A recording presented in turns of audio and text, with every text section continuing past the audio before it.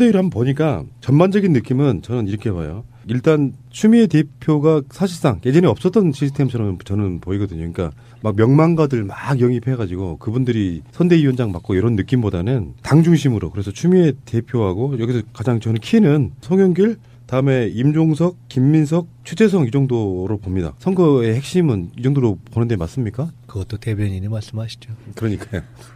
저는 이해찬 선대위원장을 눈여겨보거든요. 이분이 지난번 2012년도 당대표였고 그때 추미애 현재 당대표가 최고위원이었습니다. 그래서 두 분이 그러니까 포함해서 이제 호흡을 맞춰서 대선을 치렀으면 결과가 어땠을까라고 이제 많은 사람들이 아쉬워하는데 다 물러났지 않습니까? 그때 뭐 새정치라는 화두를 이제 안철수 측에서 걸고 나와서 이해찬 대표도 물러나고 다 그때 최고위원들이 물러났는데 이번에 이제 추미애 당대표를 모시고 이해찬 전 대표가 선대위원장으로 이제 그 호흡을 맞춰서 일하게 된 것이 이제 굉장히 이제 우리 지지자들이 한편으로 어저께 이 선대위 명단이 발표됐을 때 가장 주목했던 부분 중에 하나가 이제 이해찬 선대위원장이 이제 고문으로 이제 된 게 아니고 선대위원장으로 실전에 뛰는 거라고 보고 앞서 말씀하셨던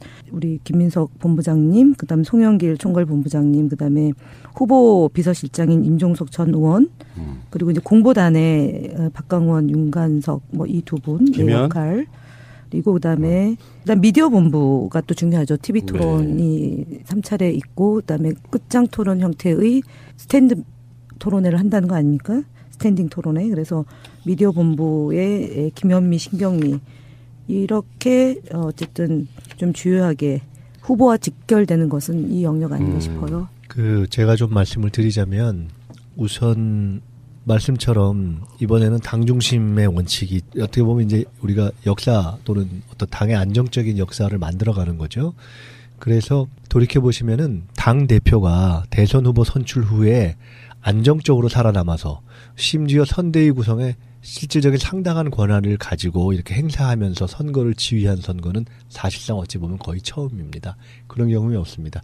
당대표들이 거의 그냥 맥을 못 추고 나가 떨어졌거나 뭐 이런 경우가 많은데 일단 그렇고요. 그것은 전체 정당 정치사로 보면 좋고, 그래서 일단 추미애 대표가 당을 대표한 선대위원장이 되고 지금 현재 외부 인사 두어 분을 계속 접촉 중입니다. 모실 거고요.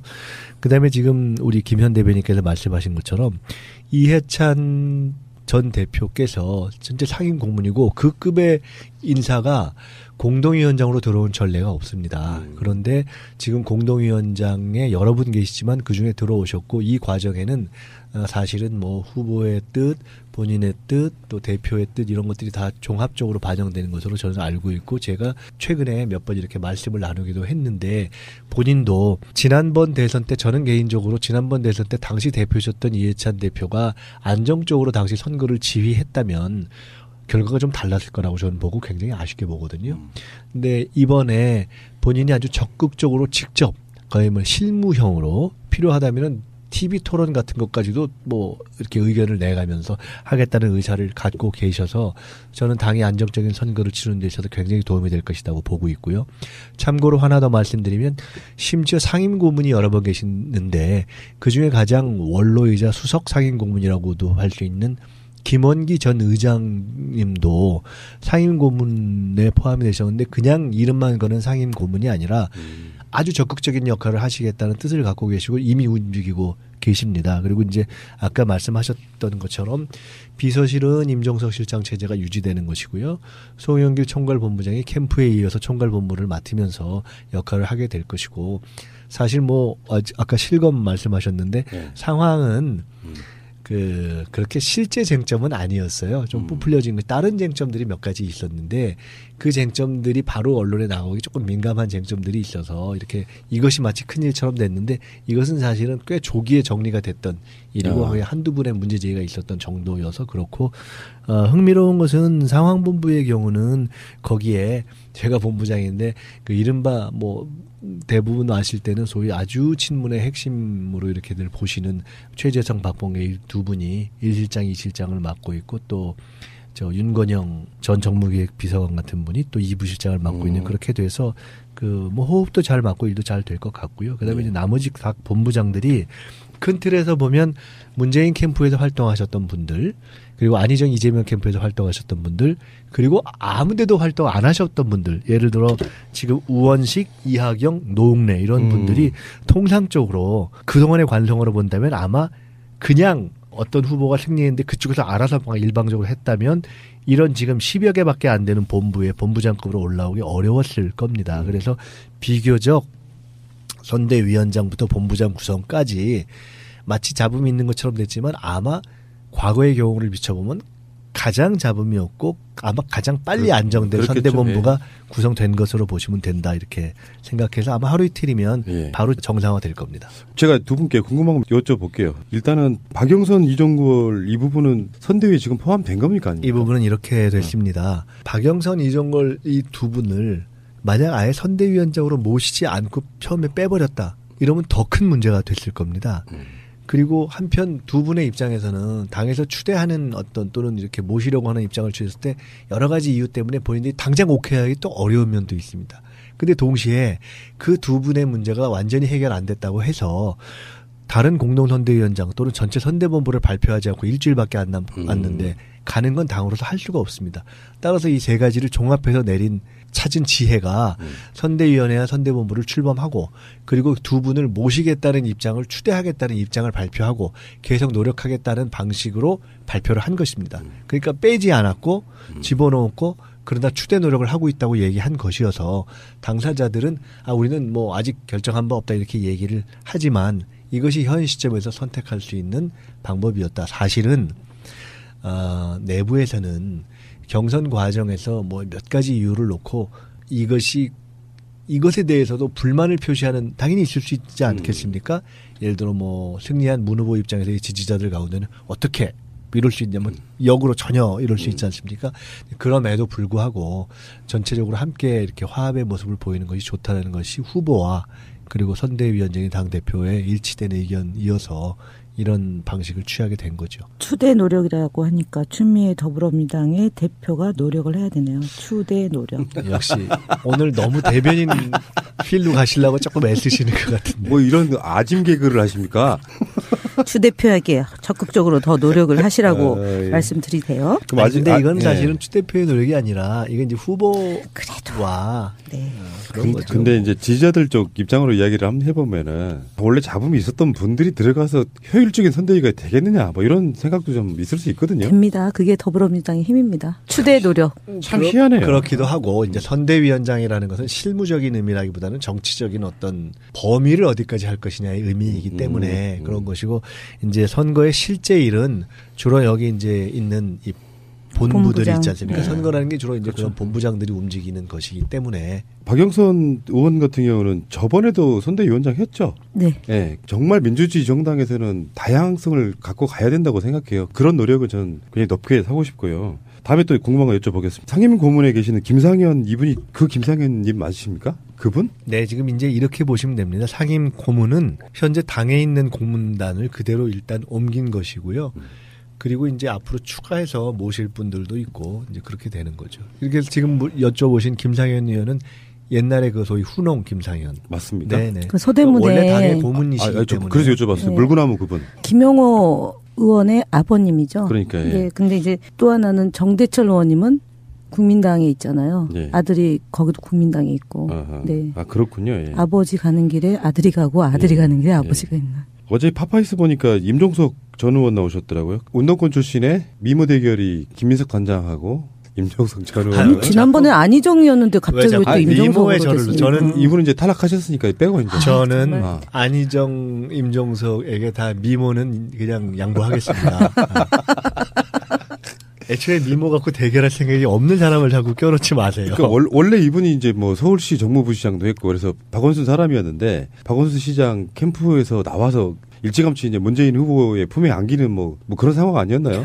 보면 시점으로 보면 정무부시장 하다가 그만두고 은평에 지역위원장으로 경선을 했죠. 강병원 의원하고 그래서 경선에서 지고 그 야인으로 있다가 있으면서 이제 문재인 후보 측에서 함께 해달라는 요청을 받아서 캠프에 합류하게 된 거죠. 그리고 공보단을 한번 보면은 윤관석, 박광원 의원 공동단장이고요. 혹시 이은혜 의원은 비문이죠, 비문? 비문은 아니고요. 네. 이분이 문재인 당대표 때 대변인을 하셨잖아요. 그리고 한명숙 총리 지역구를 이제 그 지역에서 재선 의원을 하고 있고 그래서 뭐 비문이다 뭐 이런 개념보다는 김근태 의장님을 가까이 모셨고 그래서 그 정신을 소중히 여기는 분이고 비문은 아닙니다. 예. 네. 범친문 뭐 이렇게 봐도 되겠습니까? 네, 그렇죠. 네. 대변인들 보니까 김경수 의원, 고민정 그 전 아나운서, 다음에 우리 김현 의원님도 계시고 고민정 아나운서 잘하고 계십니까? 갑자기 이분은 궁금해요. 수행이 주 업무인 것 같아요. 네. 현장에. 네. 사실은 외부에서 영입한 분들을 보면요. 정치 쪽 내밀한 이야기를 잘 모르시는 분들이 꽤 있어서 어떻게 잘하고 계신지 궁금하고요.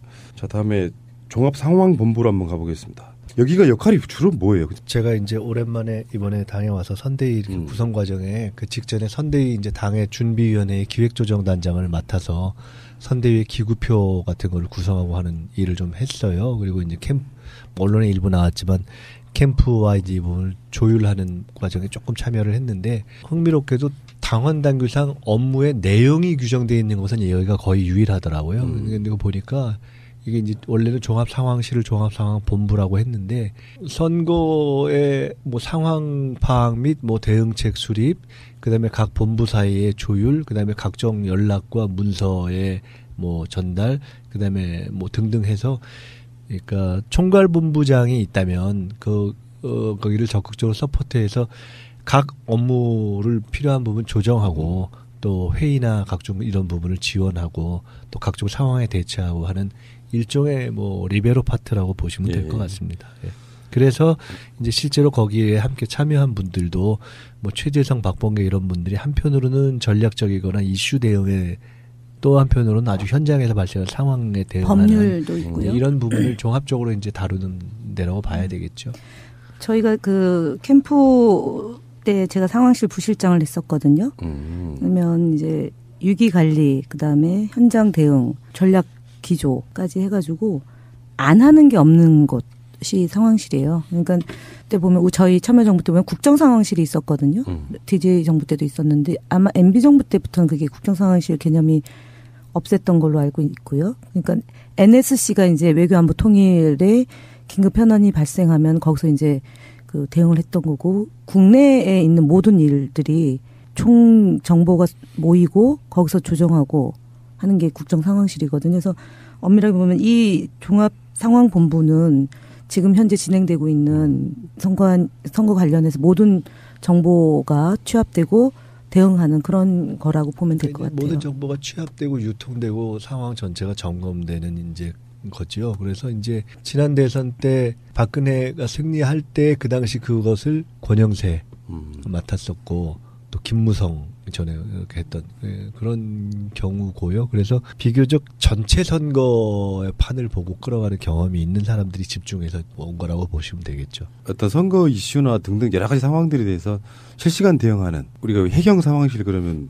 모니터 막 갖다 놓고 실시간으로 뭔가 상황들을 대응하는 가장 바쁘게 움직이는 바로 그런 곳이라고 보면 되죠. 24시간 일종의 종합대책본부죠. 여기 보니까 아까 그 이해찬 총리도 나오셨지만 제가 이거 요즘에 젊은 사람들 영어로 말하면요 프로 선거 기획너라고 진짜 선거를 많이 뛰어본 사람들만이 할 수 있는 어떤 저는 그런 역할이라고 보고요. 이해찬 총리가 예전 같으면 했던 바로 그런 역할들 아닙니까? 젊었을 때 같으면? 이해찬 총리가 하는 역할은 사실은 지금 저희 이 파트에서 보면은 전략본부장 맡고 있는 전병헌 의원님 파트예요. 기획 전략이었습니다. 근데 이 많은 조직들을 다 지금 뭐 따로 방을 쓰거나 그러나요? 민주당 당사에서? 네, 이제 이번에 그래서 사실은 당사를 장기적으로 이제 가려고 안정적으로 구했지 않습니까? 그래서 그 위에 이제 몇 개 층을 아예 비워놨죠.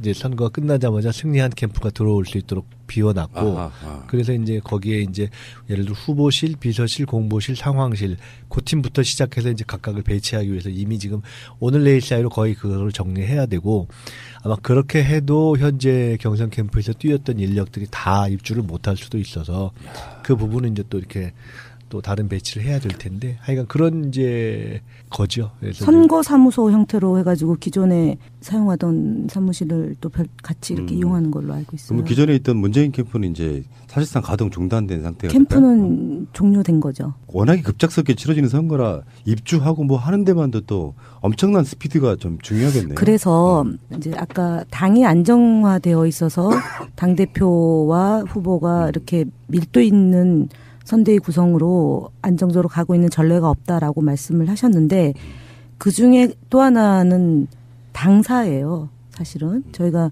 최근에 이제 2007년도도 그랬고 2012년도도 그렇고 당사가 좀 좁고 좀 이렇게 여의도에 없으니까 이게 분산돼 가지고 효율적으로 일을 못하는 것 중에 하나였거든요. 선거라는 게 어쨌든 기싸움인데 저쪽은 한양 빌딩에 그냥 10층짜리에서 번듯하게 그냥 하고 있는데 우리는 영등포 당사 뭐 국회 그다음에 여의도에 또 일부 나와 있고 이렇게 이제 선거를 치렀어요. 그래서 저는 뭐 이렇게 우리 그러니까 애청자들께서 그런 문제가 뭐 이렇게 중요하냐라고 볼 수 있겠지만 저는 개인적으로 오랫동안 정당인으로서 이렇게 정치하고 선거를 치르면서 이 당사를 갖고 선거를 치르는 게 시작의 반은 해놨다. 우왕좌왕하지 않고요. 그래서 아까 추대 노력이라고 했는데 추 대표의 이 결단이 굉장히 저는 이번 대선에서 그 당사도 한몫했다라고 봅니다. 네. 이번에 발표된 명단들을 보면은 지역 뭐 이런 쪽은 포함이 안 된 것처럼 보이는데 전체적으로 보면요. A4 용지로 거의 한 서너 장에 해당하는 사실상 더불어민주당의 핵심들이 다 들어가 있는 뭐 그런 느낌이에요. 지금 시도당 위원장들은 시도당 선대위원장으로 해가지고 그 조직 체계를 중앙당에서 하는 것만큼 이렇게 진행하는 걸로 돼 있는 거잖아요.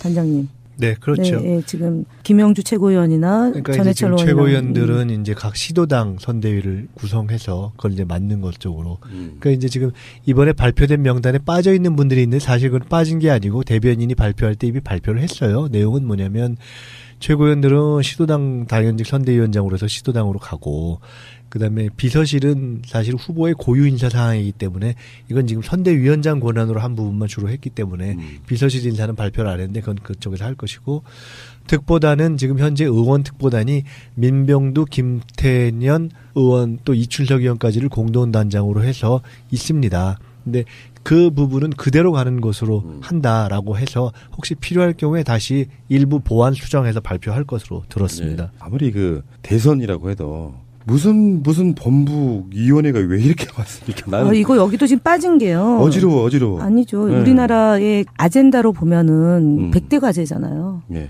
여기에 지금 예를 들어서 문제 제기가 지금 수도 없이 나오는 게요. 지금 더 만들어야 되겠죠. 조직본부 안에는 직능본부, 특히 조직본부 이런 데는 뭐 장애인, 노인, 지금 이게 청년 이렇게 된 겁니다. 1차 발표라고 보시면 그렇죠. 되고요. 1차 발표 중에서도 이렇게 사람의 몸으로 보면 굵은 갈비뼈에 해당하는 부분만 발표를 한 것이고요. 옆에 다양한 붙을 날개들과 그 각각의 그 군부 혈맥. 아래에 있는 맥은 아직 발표도 안 하고 이제 쭉쭉쭉 해나갈 겁니다. 아니 이게 왜냐하면 집권을 해나가기 위한 준비에 해당하는 것이기 때문에 가령 여기에 빠진 것이 기구를 예를 든 것만 했는데 지금 안보 관련한 조직들만 해도 당의 안보위원회도 있고 문재인 캠프 시절에 각종 관련 포럼만도 있고 뭐 별이 100개 이상을 넘는다고 하는 등등도 있고 해서 그런 부분들도 다 교통정리를 해야 되는 문제를 포함해서 굉장히 많이 있습니다. 그래서 그 부분들은 후속으로 이제 쭉 이제 아마 하루 이틀 다음 월요일이면 이제 1차 선대위 내지는 선대본부 회의가 시작될 텐데 이것을 선대위를 추가 정리해가는 과정이 끝날 때쯤 되면 이제 대선이 승리하겠죠. 그래. 다 끓여지면서 대선 승리. 이제 골자는 갖춰졌기 때문에 선거를 치러 나가면서 나머지 이렇게 쭉쭉쭉쭉 정리를 해가면 이제 승리하겠죠. 우리 본부장님이 처음으로 웃기신 것 같아요. 제가 웃기기도 해요. 방금 좀 전에 제가 방송 이렇게 같이 하면서 처음으로 한번 웃어본 것 같습니다. 진짜. 저 때문에는 2번 웃었어요. 그렇죠. 네. 감사드립니다. 저는 이런 거 보면서 그런 생각 해봤거든요. 야, 선거라는 게 내 생각처럼 그렇게 쉽고 만만한 게 아니구나. 캠프 내에 들어가서 열심히 하시는 건 뭐 두 번째라고 생각이 들고요. 다양하게 참여해서 굉장히 많은 사람들이 벌인 일종의 한판 축제 같다 이런 생각을 해봤었거든요. 근데 여기도 지금 이것 보고도 무슨 사람들이 이렇게 많아 이렇게 했는데 이거를 뒤집어 생각해 보니까 이것도 다 발표된 게 아니라고 생각하니 정말 어마어마한 거네요. 집단 지성센터. 이거 진짜 뭐예요? 집단 지성센터. 궁금하시죠? 네. 궁금하면 500원. 두 번째 끼시고 계십니다. 자, 500원 드렸어요. 아니고 이 집단지성센터는 좀 궁금하게 만들려고.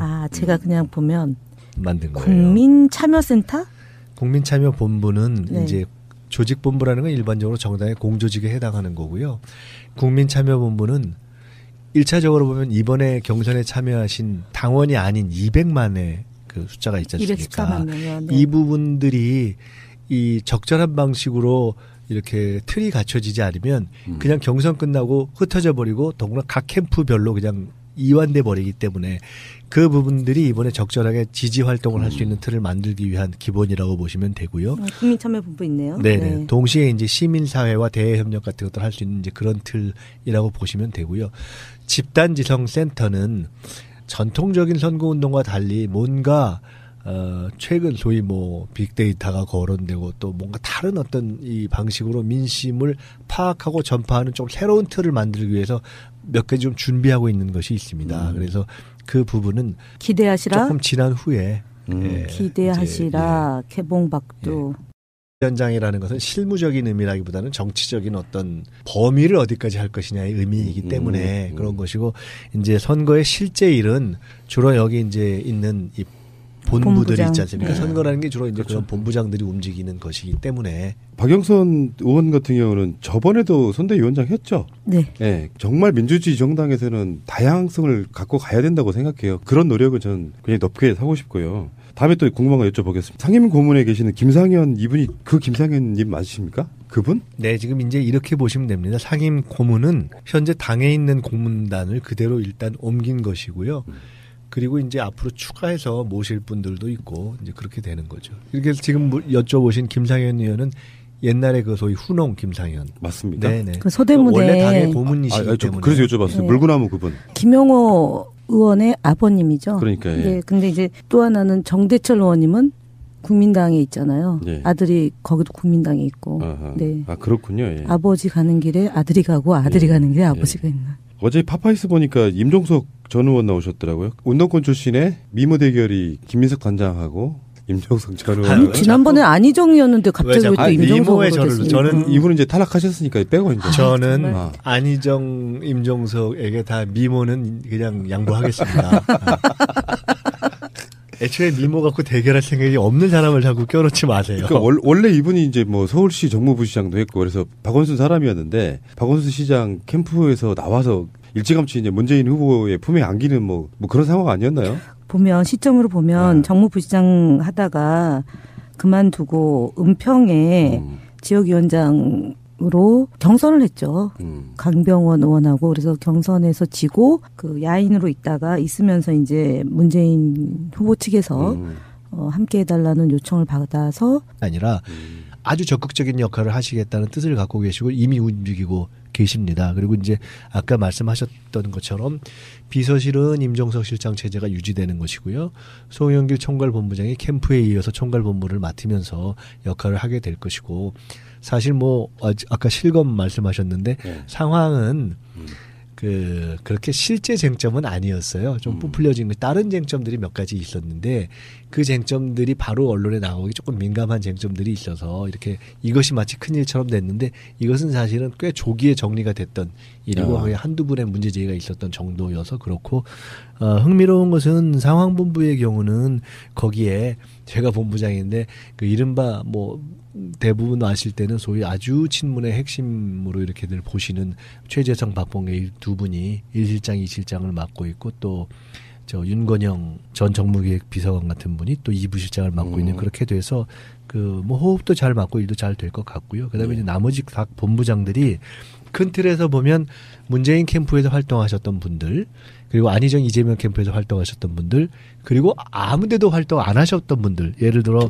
지금 우원식, 이하경, 노웅래 이런 분들이 통상적으로 그동안의 관성으로 본다면 아마 그냥 어떤 후보가 승리했는데 그쪽에서 알아서 일방적으로 했다면 이런 지금 10여 개밖에 안 되는 본부에 본부장급으로 올라오기 어려웠을 겁니다. 그래서 비교적 선대위원장부터 본부장 구성까지 마치 잡음이 있는 것처럼 됐지만 아마 과거의 경우를 비춰보면 가장 잡음이 없고 아마 가장 빨리 안정된 선대본부가 구성된 것으로 보시면 된다 이렇게 생각해서 아마 하루 이틀이면 바로 정상화될 겁니다. 제가 두 분께 궁금한 거 여쭤볼게요. 일단은 박영선, 이종걸 이 부분은 선대위에 지금 포함된 겁니까? 아닙니까? 이 부분은 이렇게 됐습니다. 박영선, 이종걸 이 두 분을 만약 이 영역 아닌가 싶어요. 제가 좀 말씀을 드리자면 우선 말씀처럼 이번에는 당 중심의 원칙이 어떻게 보면 이제 우리가 역사 또는 어떤 당의 안정적인 역사를 만들어가는 거죠. 그래서 돌이켜 보시면은 당 대표가 대선 후보 선출 후에 안정적으로 살아남아서 심지어 선대위 구성에 실질적인 상당한 권한을 가지고 이렇게 행사하면서 선거를 지휘한 선거는 사실상 어찌 보면 거의 처음입니다. 그런 경험이 없습니다. 당대표들이 거의 그냥 맥을 못 추고 나가 떨어졌거나 뭐 이런 경우가 많은데 일단 그렇고요. 그것은 전체 정당 정치사로 보면 좋고, 그래서 일단 추미애 대표가 당을 대표한 선대위원장이 되고 지금 현재 외부 인사 두어 분을 계속 접촉 중입니다. 모실 거고요. 그다음에 지금 우리 김현 대변인께서 말씀하신 것처럼 이해찬 전 대표께서 전체 상임 고문이고 그 급의 인사가 공동위원장으로 들어온 전례가 없습니다. 그런데 지금 공동위원장에 여러 분 계시지만 그중에 들어오셨고 이 과정에는 사실은 뭐 후보의 뜻, 본인의 뜻, 또 대표의 뜻 이런 것들이 다 종합적으로 반영되는 것으로 저는 알고 있고 제가 최근에 몇 번 이렇게 말씀을 나누기도 했는데 본인도 지난번 대선 때 저는 개인적으로 지난번 대선 때 당시 대표셨던 이해찬 대표가 안정적으로 당시 선거를 지휘했다면 결과가 좀 달랐을 거라고 저는 보고 굉장히 아쉽게 보거든요. 근데 이번에 본인이 아주 적극적으로 직접 거의 뭐 실무형으로 필요하다면은 TV 토론 같은 것까지도 뭐 이렇게 의견을 내가면서 하겠다는 의사를 갖고 계셔서 저는 당이 안정적인 선거를 치르는 데 있어서 굉장히 도움이 될 것이라고 보고 있고요. 참고로 하나 더 말씀드리면 심지어 상임고문이 여러 번 계시는데 그중에 가장 원로이자 수석 상임고문이라고도 할 수 있는 김원기 전 의장님도 상임고문에 포함이 되셨는데 그냥 이름만 거는 상임고문이 선대위를 한번 보니까 전반적인 느낌은 저는 이렇게 봐요. 일단 추미애 대표가 사실상 예전에 없었던 시스템처럼 저는 보이거든요. 그러니까 막 명망가들 막 영입해가지고 그분들이 선대위원장 맡고 이런 느낌보다는 당 중심으로, 그래서 추미애 대표하고 여기서 가장 저는 키는 송영길, 다음에 임종석, 김민석, 최재성 이 정도로 봅니다. 선거의 핵심은 이 정도로 보는데 맞습니까? 그것도 대변인이 말씀하시죠. 그러니까요. 저는 이해찬 선대위원장을 눈여겨보거든요. 이분이 지난번 2012년도 당대표였고 그때 추미애 현재 당대표가 최고위원이었습니다. 그래서 두 분이서 그러니까 포함해서 이제 호흡을 맞춰서 대선을 치렀으면 결과가 어땠을까라고 이제 많은 사람들이 아쉬워하는데 다 물러났지 않습니까? 그때 뭐 새정치라는 화두를 이제 안철수 측에서 걸고 나와서 이해찬 대표도 물러나고 다 그때 최고위원들이 물러났는데 이번에 이제 추미애 당대표를 모시고 이해찬 전 대표가 선대위원장으로 이제 그 호흡을 맞춰서 일하게 된 것이 이제 굉장히 이제 우리 지지자들이 한편으로 어저께 이 선대위 명단이 발표됐을 때 가장 주목했던 부분 중에 하나가 이제 이해찬 선대위원장이 이제 고문으로 이제 된 게 아니고 선대위원장으로 실전에 뛰는 거라고 보고 앞서 말씀하셨던 우리 김민석 본부장님, 그다음에 송영길 총괄본부장님, 그다음에 후보 비서실장인 임종석 전 의원, 그리고 이제 공보단의 박강원, 윤관석 뭐 이 두 분의 역할. 그리고 그다음 미디어 본부가 또 중요하죠. TV 토론이 3차례 있고 그다음에 끝장 토론 형태의 스탠드 토론회를 한다는 거 아닙니까? 스탠딩 토론회. 그래서 미디어 본부의 김현미, 신경미 이렇게 어쨌든 좀 주요하게 후보와 직결되는 것. 아예 선대위원장으로 모시지 않고 처음에 빼버렸다. 이러면 더 큰 문제가 됐을 겁니다. 그리고 한편 두 분의 입장에서는 당에서 추대하는 어떤 또는 이렇게 모시려고 하는 입장을 취했을 때 여러 가지 이유 때문에 본인들이 당장 오케이 하기 또 어려운 면도 있습니다. 근데 동시에 그 두 분의 문제가 완전히 해결 안 됐다고 해서 다른 공동선대위원장 또는 전체 선대본부를 발표하지 않고 일주일밖에 안 남았는데 가는 건 당으로서 할 수가 없습니다. 따라서 이 세 가지를 종합해서 찾은 지혜가 선대위원회와 선대본부를 출범하고 그리고 두 분을 모시겠다는 입장을 추대하겠다는 입장을 발표하고 계속 노력하겠다는 방식으로 발표를 한 것입니다. 그러니까 빼지 않았고 집어넣었고 그러다 추대 노력을 하고 있다고 얘기한 것이어서 당사자들은 우리는 뭐 아직 결정한 바 없다 이렇게 얘기를 하지만 이것이 현 시점에서 선택할 수 있는 방법이었다. 사실은 내부에서는 경선 과정에서 뭐 몇 가지 이유를 놓고 이것에 대해서도 불만을 표시하는 당연히 있을 수 있지 않겠습니까? 예를 들어 뭐 승리한 문 후보 입장에서의 지지자들 가운데는 어떻게 이럴 수 있냐면 역으로 전혀 이럴 수 있지 않습니까? 그럼에도 불구하고 전체적으로 함께 이렇게 화합의 모습을 보이는 것이 좋다는 것이 후보와 그리고 선대위원장인 당대표의 일치된 의견이어서 이런 방식을 취하게 된 거죠. 추대 노력이라고 하니까 추미애 더불어민주당의 대표가 노력을 해야 되네요. 추대 노력. 역시 오늘 너무 대변인 필로 가시려고 조금 애쓰시는 것 같은데. 뭐 이런 아짐 개그를 하십니까? 추 대표에게 적극적으로 더 노력을 하시라고 말씀드리세요. 근데 이건 사실은 추 대표의 노력이 아니라 이건 이제 후보와 네. 그런 거죠. 근데 이제 지지자들 쪽 입장으로 이야기를 한번 해보면은 원래 잡음이 있었던 분들이 들어가서 효율적인 선대위가 되겠느냐 뭐 이런 생각도 좀 있을 수 있거든요. 됩니다. 그게 더불어민주당의 힘입니다. 추대 노력. 참 희한해요. 그렇기도 하고 이제 선대위